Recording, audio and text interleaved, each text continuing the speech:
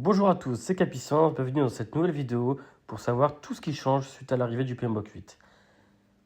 Dans cette vidéo, vous allez pouvoir voir la nouvelle structure du PMBOK 8 avec les 6 principes et les 7 domaines, les 5 domaines d'intérêt et les 40 processus non prescriptifs. Nous allons voir aussi les thèmes principaux du PMBOK 8, l'impact sur l'examen PMP de juillet 2026 et ce que ça change concrètement pour vous. Alors tout d'abord, pourquoi un PMBOK 8 ? Le PMBOK 7 a introduit une philosophie orientée valeurs et principes. Mais les praticiens réclamaient plus de structure et de guidance pratique au quotidien. Le PMBOK 8 répond à ce besoin avec des principes modernes et assure une structure révisitée.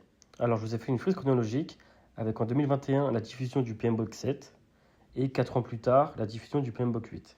Suite à ce PMBOK 8, un nouvel examen PMP est prévu en juillet 2026 avec un nouveau format que je vais vous expliciter plus tard. Alors le PMBOK 7, qu'est-ce que c'était ? PMBOK 7, il y avait 12 principes avec des lignes directrices comportementales pour les équipes projet. Il y avait 8 domaines avec des domaines qu'on peut retrouver dans le nouveau PMBOK.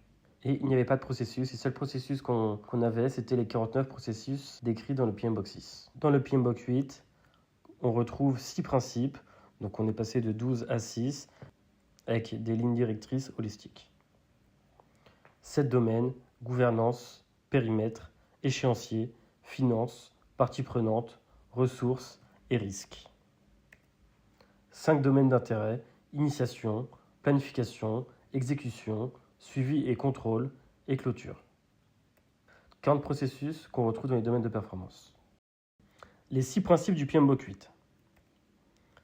Une vision holistique, donc c'est adopter une vue d'ensemble du projet et de son environnement. Un focus sur la valeur, donc toutes les décisions visent la livraison de valeurs réelles. Une qualité intégrée, la qualité est intégrée dès la conception, pas ajoutée après. Le leader redevable, être un leader attentif, responsable et engagé. La durabilité, intégrer la durabilité dans toutes les décisions projet. La culture d'autonomisation, créer un environnement qui libère le potentiel des équipes. Donc pour résumer, le PMBOK 7 versus le PMBOK 8, c'est le passage de 12 principes à 6, donc des principes plus simplifiés. Le passage de 8 domaines de performance à 7 domaines de performance, donc quand même beaucoup similaires. On passe d'aucun processus décrit dans le PMBOK 7 à 40 processus intégrés dans le PMBOK 8. PMBOK 7 délimité par des principes et des domaines, alors que le PMBOK 8 amène des domaines d'intérêt.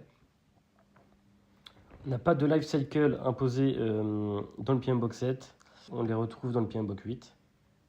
L'IA et durabilité qui sont des sujets maintenant d'actualité qui n'étaient pas présents dans le PMBOK 7, mais qu'on retrouve maintenant dans le PMBOK 8 en tant que thèmes centraux. On avait 2 documents séparés dans le PMBOK 7 et on retrouve un seul volume dans le PMBOK 8. Donc les grandes nouveautés du PMBOK 8, l'intelligence artificielle, c'est l'IA qui est désormais un sujet testable et central avec des outils IA, l'automatisation, prise de décision assistée.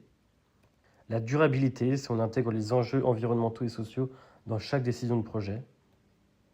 La gouvernance renforcée, la gouvernance remplace l'intégration comme domaine clé. Et la livraison de valeur, les finances remplacent les coûts, focus sur la valeur livrée plutôt que sur la dépense. Quels sont les impacts sur l'examen PMP ? En environnement business, on passe de 8% dans le PMBOK 7 à 26% pour le PMBOK 8. Le leadership people, on passe de 42% dans le PMBOK 7 à 33% dans le PMBOK 8. Donc on a quand même une réduction des questions qui est environnement people, leadership. Les process, on passe de 50% à 41%. Ce qu'il faut noter, c'est à partir du 9 juillet 2026, passage du nouvel examen. On passe de 180 questions à 185. On a toujours une durée de 4 heures. On a des nouveaux sujets très importants et très d'actualité comme l'IA et la durabilité. Business environment passe de 8% à 26%, donc presque x3. Et le format, on est toujours sur des scénarios plus de simulation. Ce que ça change pour vous, si vous révisez actuellement le PMBOK, soit vous le passez avant juillet 2026 et vous restez sur le PMBOK 7, soit vous passez après juillet 2026 et il faut se préparer dès maintenant sur le PMBOK 8. L'attestation PMP reste identique dans les deux cas.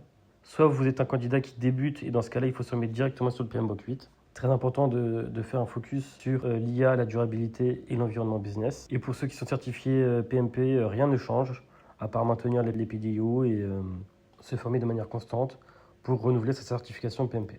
En résumé, qu'est-ce qu'on a vu dans cette vidéo ? PMBOK 8 sorti en novembre 2025, 6 principes, 7 domaines, 5 domaines d'intérêt, 40 processus. L'IA et durabilité sont des sujets centraux, la grande nouveauté du PMBOK 8. Un nouvel examen PMP le 9 juillet 2026, donc très important. Si jamais vous révisez le PMBOK 7, de le passer avant cette date, car après cette date, c'est le PMBOK 8. Business Environment, une grande évolution sur ce sujet, donc accentuez vos révisions sur le Business Environment si vous passez après juillet 2026. Merci d'avoir suivi cette vidéo. N'hésitez pas à aller sur le site capuissance.net où vous pouvez trouver un simulateur avec plus de 400 questions sur le PMBOK 8, donc pour l'examen après juillet 2026. Si vous avez besoin de formation, n'hésitez pas à me contacter pour des formations complètes en gestion de projet si vous êtes des novices, un accompagnement pour le passage de la certification PMP ou un accompagnement pour le passage de la certification CAPM. N'hésitez pas à remplir le formulaire pour me contacter. Merci beaucoup.